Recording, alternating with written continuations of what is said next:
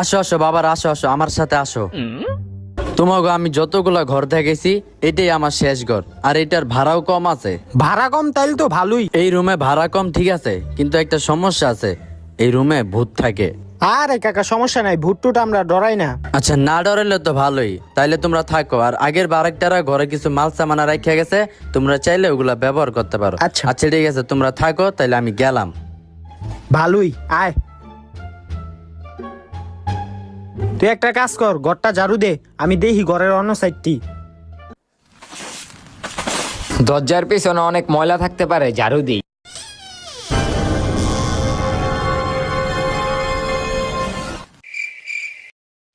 ভালো করে ঝাড়ু দে, ওই যে ময়লাটা দেখস না।